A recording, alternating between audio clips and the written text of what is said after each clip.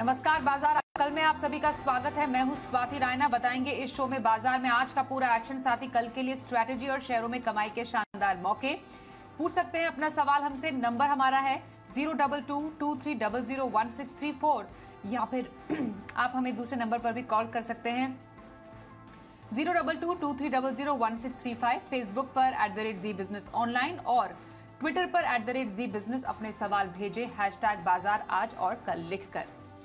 और आपकी कल की तैयारी कराएंगे जी बिजनेस के मैनेजिंग एडिटर अनिल सिंघवी, और साथ ही हमारे साथ हैं सेठी फिनमार्ट के विकास सेठी। विकास जी का स्वागत करते हैं शो में। और सबसे पहले बाजार का आज का हाल समझ लेते हैं। तो बाजार में लगातार दूसरे दिन हमने देखा उतार चढ़ाव के साथ हुआ कारोबार, और आखिर में निफ्टी 40 अंक गिरकर 17,700 के पार बंद हुआ। सेंसेक्स में करीब 200 अंकों की गिरावट देखी गई और ये 60,286 पर बंद हुआ। बैंक शेयर निचले स्तरों से उबरने में कामयाब हुए और आखिर में हमने देखा बैंक निफ्टी 116 अंक चढ़कर 41,500 के करीब हुआ बंद।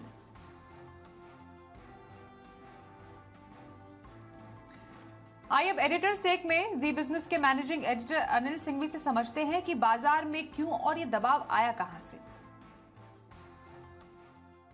भारतीय बाजारों में आज सीमित दायरे का उतार चढ़ाव के बीच कारोबार वाला ट्रेडिंग सेशन रहा, जहां ज्यादातर वक्त निफ्टी ने लाल निशान के साथ कारोबार किया, वहीं बैंक निफ्टी ने ज्यादातर वक्त हरे निशान के साथ कारोबार किया। दिन के दौरान एक डिप जरूर आया और उस डिप में निफ्टी 17,700 के नीचे भी गया और 17,650 के अहम लेवल के आसपास सपोर्ट लेकर फिर 17,700 के ऊपर क्लोजिंग देने में कामयाब रहा और 17,800 के ऊपर सुबह के सत्र में जहां खुले वहीं से थोड़ी प्रॉफिट बुकिंग आती दिखी। अदानी ग्रुप के शेयरों में थोड़ी सी रिलीफ थी, बैंकिंग शेयर थोड़े से बेहतर रहे, लेकिन बाकी ब्रॉडर मार्केट में थोड़ा सा प्रॉफिट बुकिंग का माहौल बनता दिखा और उसकी लीडरशिप मेटल शेयरों से आती दिखी। टाटा स्टील के कमजोर नतीजों के बाद और नेवलिस जो कि हिंडाल्को के सब्सिडरी कंपनी है विदेशों में, उसने भी कमजोर नतीजे पेश किए थे। तो ये सेक्टर था जो आज कमजोर होता हुआ नजर आया, लेकिन ऐसी कोई बहुत बड़ी तेजी या मंदी का माहौल दिखा नहीं।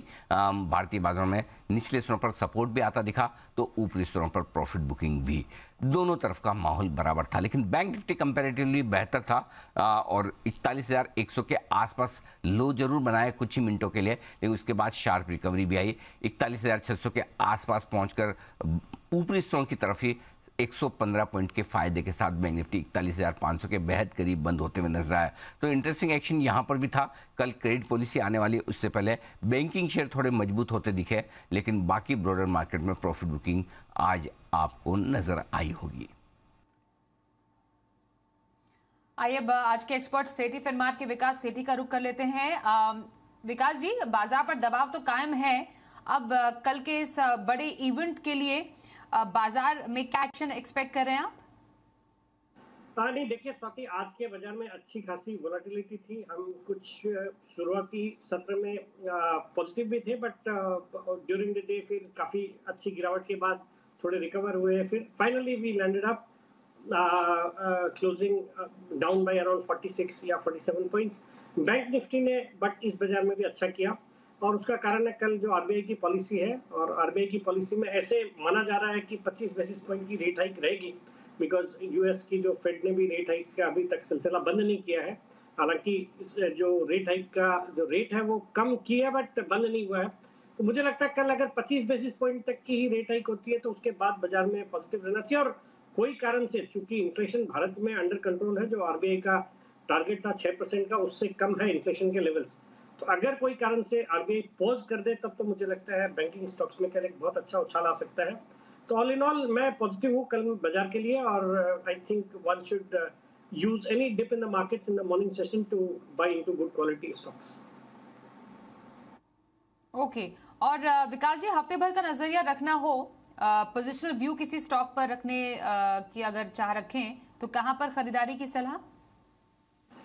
देखिए स्वाति, मेरी जो आज हफ्ते भर के हिसाब से खरीदारी करने की सलाह रहेगी अंबुजा सीमेंट में। अदानी ग्रुप का स्टॉक है, काफी वोलेटाइल रहा है। पिछले कुछ दिनों में हमने पूरे ग्रुप के स्टॉक्स में मार्केट देखी है, बट इस स्टॉक में करंट लेवल्स पे वैल्यूएशन के लिहाज से काफी अच्छा लगता है। एक एसेट से बैक्ड कंपनी है, सॉलिड कंपनी है, और सीमेंट सेक्टर भी अच्छा। और आज इस कंपनी के टुवर्ड्स द फैग एंड, मतलब बाजार बंद होने के कुछ एक घंटे पहले ही या कुछ मिनटों पहले इसके नतीजे आए थे। नतीजे बहुत ही दमदार थे।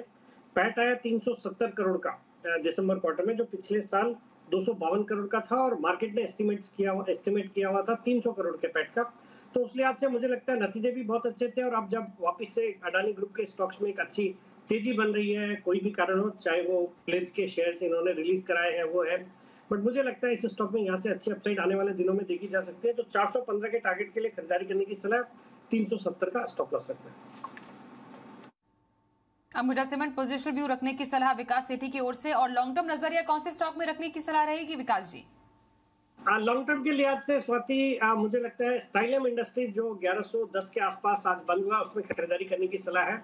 भारत की सबसे बड़ी लेमिनेट्स बनाने वाली कंपनी है और इनका स्टाइलम ब्रांड काफी पॉपुलर है, अच्छा डिस्ट्रीब्यूशन नेटवर्क है और इसके अलावा ये सॉलिड सरफेस यानी एक्रिलिक पैनल्स बनाती है जो कि वन ऑफ इट्स काइंड है। भारत में अकेलौती ऐसी कंपनी है जो ये प्रोडक्ट बनाती है, इंपोर्ट सब्स्टिट्यूट प्रोडक्ट है और हाल ही में इन्होंने इस प्रोडक्ट को लॉन्च किया, तो वहां से भी काफी अच्छी अपॉर्चुनिटी नजर आ रही है।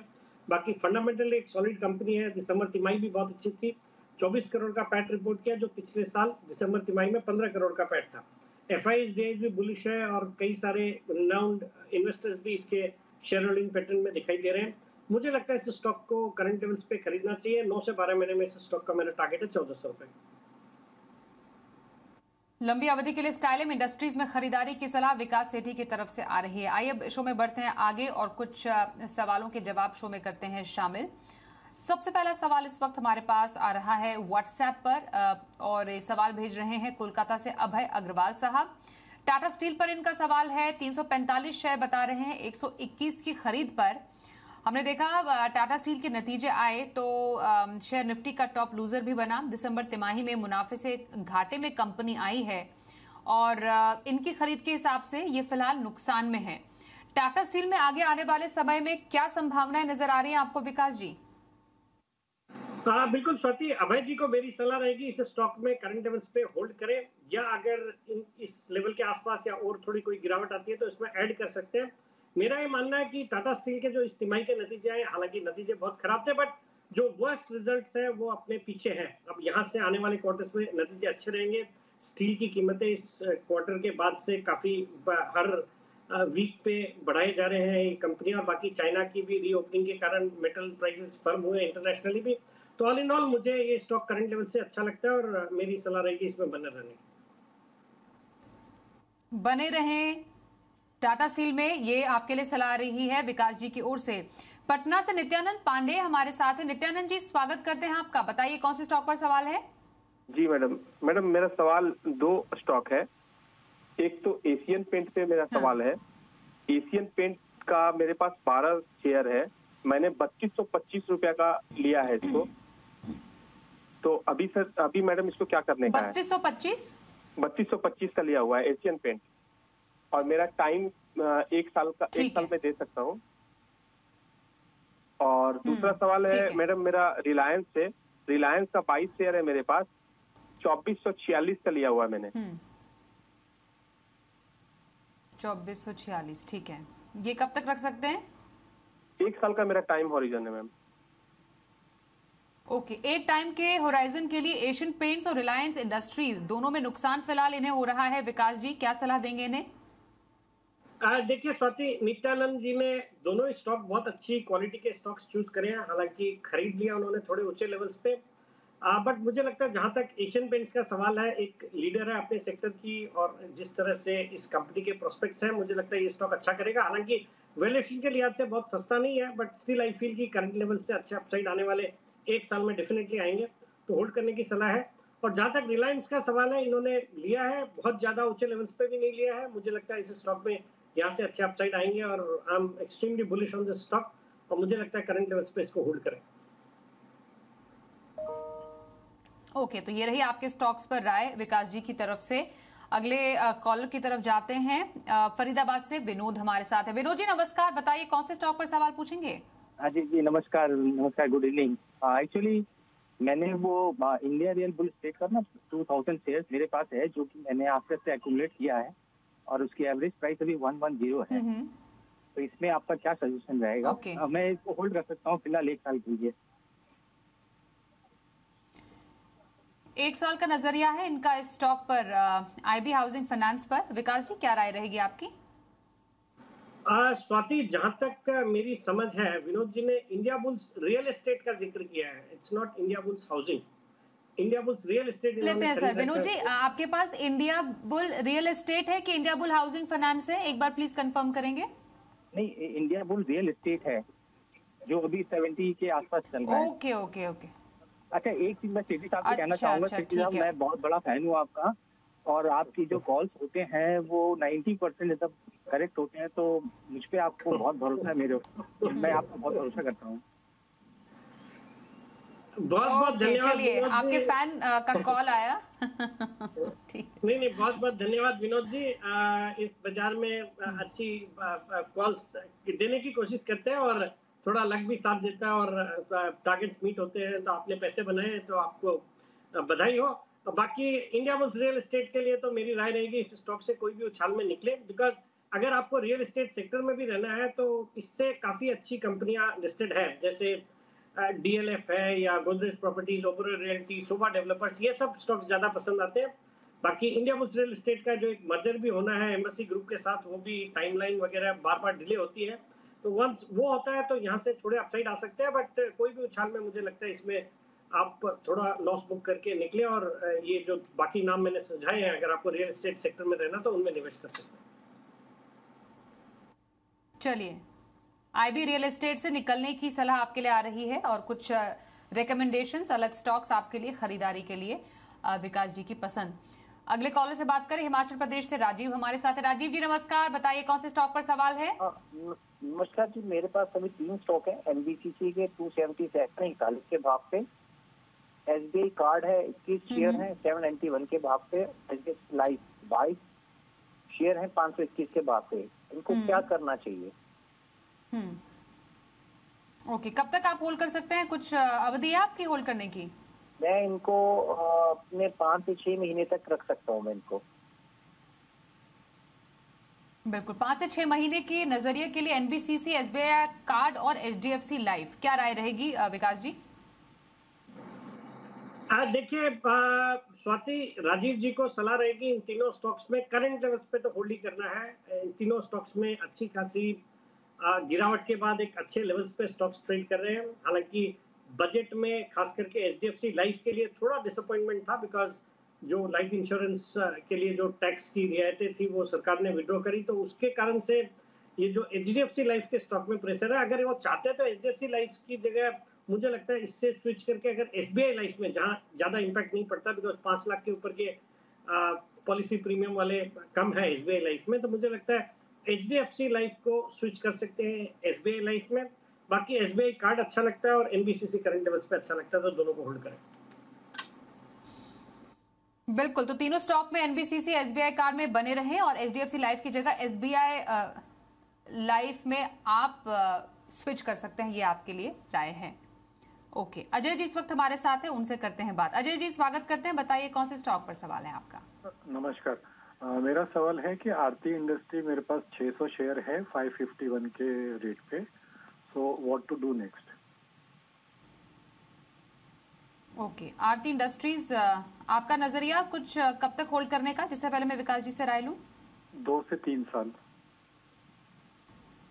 2 से 3 साल के लिए आरती इंडस्ट्रीज, क्या व्यू है सर आपका?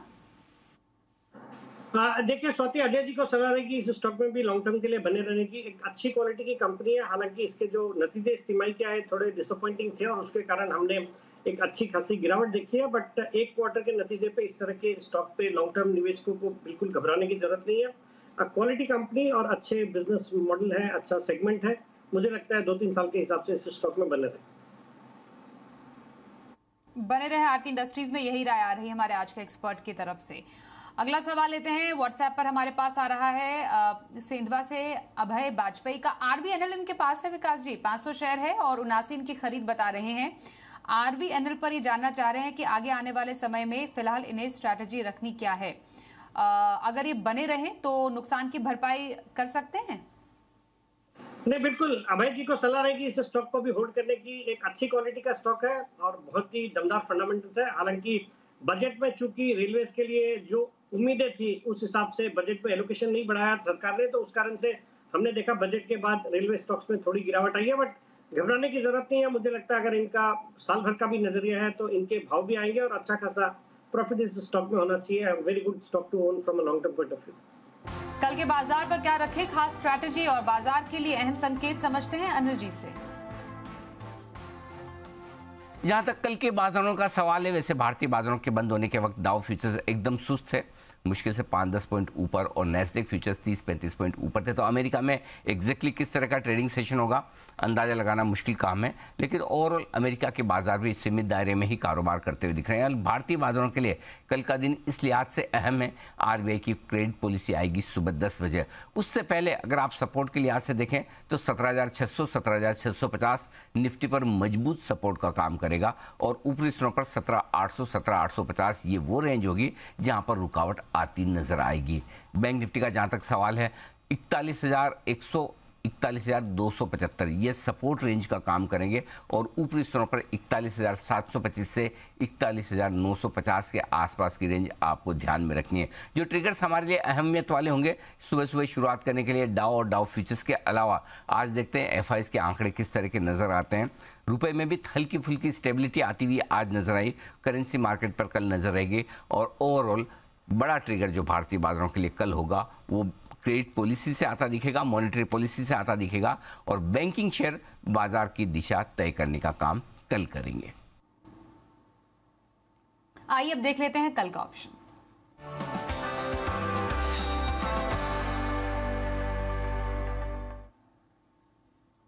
कल के ऑप्शन स्ट्रैटेजी के लिए हमारे साथ हैं एक्सिस सिक्योरिटीज के राजेश पालविया। राजेश जी स्वागत करते हैं। कल के बाजार में ऑप्शन की स्ट्रैटेजी कहां रखी जाए? Good evening.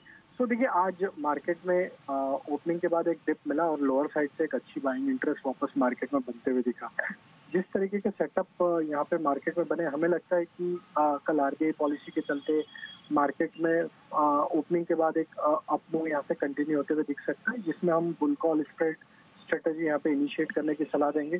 17,700 का कॉल ऑप्शन बाय करना है और 17,850 का कॉल ऑप्शन बेचना है, जो कि करीब क्लोज हुआ है 35 रुपए के आसपास। तो ये बुल कॉल स्प्रेड में आपका आउटफ्लो होगा करीब 65 रुपीज का, और इस बुल कॉल स्प्रेड में आपको स्टॉप लॉस रखना है करीब 30 रुपए का। हम एक्सपेक्ट कर रहे हैं जिस तरीके का अप मूव सेकंड हाफ में मार्केट में बनते हुए दिखा, और सारे लार्ज कैप स्टॉक्स में एक बाइंग इंटरेस्ट यहाँ पे बना है। हमें लग रहा है कि 17,800, 850 की तरफ निफ्टी में मूव आते हुए दिख सकता है। रिस्क मूव को प्ले करने के लिए हम बुल कॉल स्प्रेड यहाँ पे इनिशिएट करने की सलाह दे रहे हैं। तो 17,700 का कॉल ऑप्शन 100 रुपए में बाय करके 17,850 का कॉल ऑप्शन बेचेंगे 35 रुपए में। स्टॉक स्पेसिफिक बात करें तो हमें लगता है जाइडस लाइफ साइंस पे फोकस किया जा सकता है। काफी अच्छे ब्रेकआउट यहाँ पे डेली वीकली चार्ट पे बने हैं। हमें लगता है 510 तक की अपसाइड इसमें आते हुए दिख सकती है। कल के सेशन में 469 के स्टॉप लॉस से बाय किया जा सकता है। धन्यवाद करेंगे राजेश जी कल के बाजार में ऑप्शन स्ट्रैटेजी के लिए। और विकास जी, कल आरबीआई पॉलिसी से पहले कोई ट्रेड लेने की सलाह आपकी तरफ से? हाँ बिल्कुल स्वाति, मुझे लगता है कल के सत्र के लिए बाजार में जोमेटो में खरीदारी करनी चाहिए। 49 के लेवल पे आज ये बंद हुआ है, काफी पिटाई हो चुकी है, अच्छे लेवल्स पे स्टॉक है। और आज हमने देखा जो न्यू एज कंपनी है जैसे पेटीएम, उसकी कमेंट्री बहुत अच्छी थी और उसके बाद एक धुआंधार तेजी हुई है उसमें। रिजल्ट के बाद से 10% ऑलरेडी चल चुका स्टॉक। इस कंपनी के भी नतीजे आने हैं गुरुवार को, मतलब 9 तारीख को, परसों। मुझे लगता है in anticipation of good results, मुझे लगता है इस स्टॉक पे कल एक अच्छी तेजी होनी चाहिए, तो खरीदारी करने की सलाह है। 55 रुपए का कल का टारगेट और 46 रुपए का स्टॉप लॉस रखना है। जी, तो जोमेटो में खरीदारी कल की पसंद विकास सेठी की। धन्यवाद करेंगे विकास जी, आप हमारे साथ आज इस कार्यक्रम में शामिल हुए। और जाते जाते आपको बताएं, कल का दिन आरबीआई पॉलिसी का दिन। आपको रहना है जी बिजनेस के साथ, क्योंकि सबसे बड़ी कवरेज मॉनेटरी पॉलिसी की बड़े बड़े एक्सपर्ट पैनल के साथ हम आपको दिखाएंगे। सुबह 9:45 बजे से लगातार चर्चा होगी पॉलिसी पर। रिजर्व बैंक की कमेंट्री पर फोकस रहेगा। कल के पैनल में हमारे साथ होंगे एलिमेंट्स प्लेटफॉर्म के अजय बग्गा, ऑयस्टर कैपिटल के अतुल जोशी, निर्मल बंग इंस्टीट्यूशनल इक्विटीज के राहुल अरोड़ा, सीनियर इकोनॉमिस्ट बृंदा जागीरदार भी होंगी चर्चा में हमारे साथ शामिल।